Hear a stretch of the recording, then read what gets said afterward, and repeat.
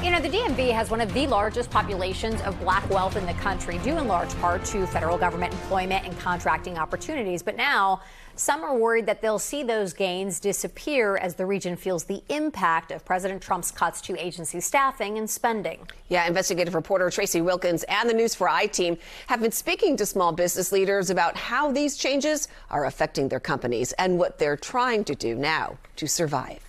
Well, Susan and Erica, many black business owners did not even want to talk with us on camera for fear of potentially being blackballed from future work. But several tell us they're feeling a disproportionate hit as the Trump administration slashes contracts worth hundreds of millions of dollars and rolls back programs designed to give them a chance to compete.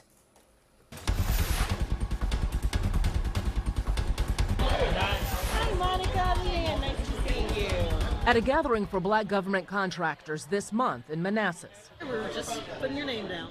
Pleasantries and smiles quickly gave way to the heaviness of why they've gathered. And I'm sorry this is emotional. Ramona Antoine talks about seeing her work with the federal government quickly slip away just as she was starting to build her leadership training business. It all started to hit us about 3 weeks ago. As soon as he took office, President Donald Trump and billionaire Elon Musk began slashing federal contracts they called wasteful. I felt like I was right on the cusp. Contract after contract with multiple agencies canceled, wiping out tens of thousands of dollars in income, as well as her hope for turning a profit this year. Some of our leaders may think that they're disrupting how the government has functioned, but they're disrupting homes and they're disrupting families. Antoine's trainings didn't fall under the diversity, equity, and inclusion initiatives the president has eliminated. Still, like other contractors in this room, she feels especially vulnerable now. I think it's hitting communities of color and small businesses, women, minority-owned businesses, because it takes us so much longer to get these contracts. They've had contracts modified.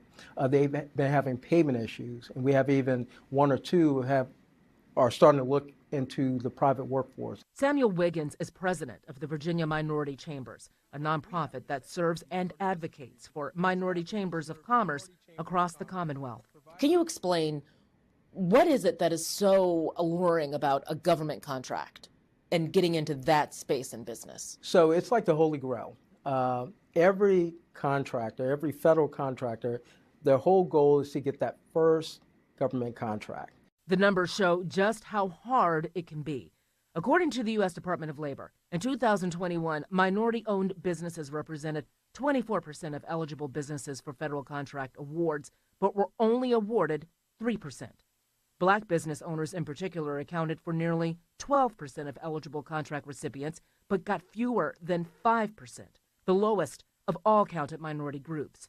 Under President Biden, the Small Business Administration worked to increase the number of federal contract dollars awarded to disadvantaged firms, including women and minority businesses, from 5% annually to as high as 15% by 2025. After Trump took office, the SBA rolled the target back to 5%. That does bring associated fear and does feel like they're being abandoned or even targeted. To better understand the potential impact on businesses in our area, we checked how many companies are registered under the Small Business Administration's 8A, a program to help disadvantaged businesses receive training and technical assistance to compete. D.C. has 159 companies registered. In Maryland, 631, and Virginia, 1,030.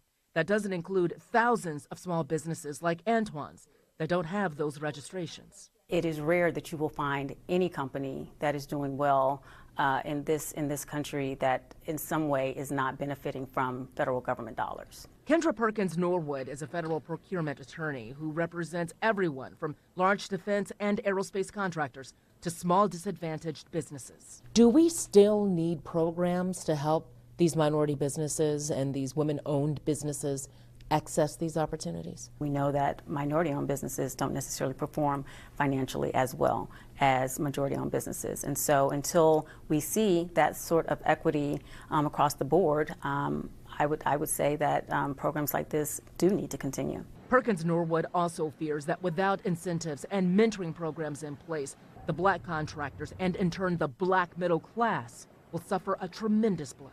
Federal government contracting has been responsible for wealth generation in many communities, particularly the Black community. It has created the Black middle class in many instances. Wiggins says while the path seems more challenging than ever, he is encouraging business owners to stay the course. I don't think you should give up.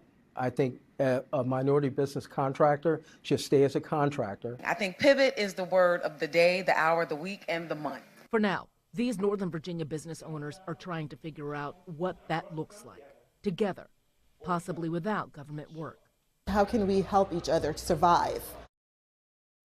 New unemployment figures out of Virginia this week gave us a glimpse of how Trump's cuts are impacting local jobs. More than 4,000 unemployment insurance claims were filed for the week of March 8th. That's 80% higher than the same time last year. And keep in mind, while those numbers may cover some federal contractors, independent contractors like Ramona Antoine can collect unemployment because they don't pay into that system.